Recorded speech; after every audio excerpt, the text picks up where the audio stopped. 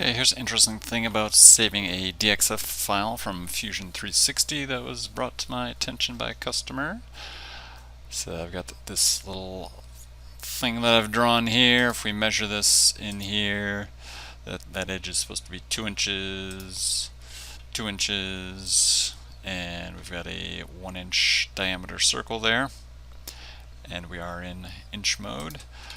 Let me save this first.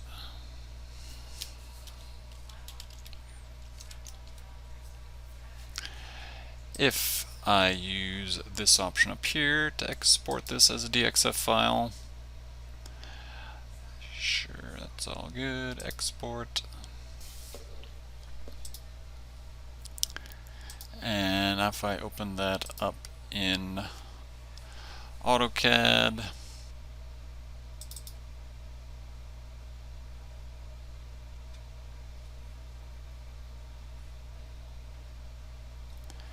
and we do our dimension 5.08 and 2.54.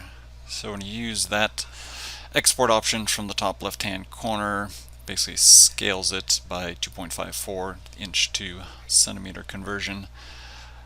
Now what's interesting is, rather than using that to export your DXF file, if instead over here you expand this tree, we right click on this and use this option, save as DXF.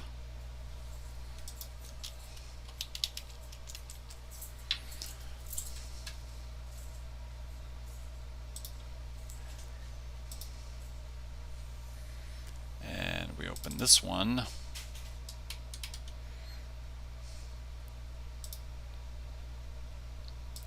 Lo and behold, that's 2 inches and that's 1 inch as it is supposed to be. So rather than using that export option from the top left, you might find it more useful to expand this and just right click and use that, and then that'll save you any sort of conversion later.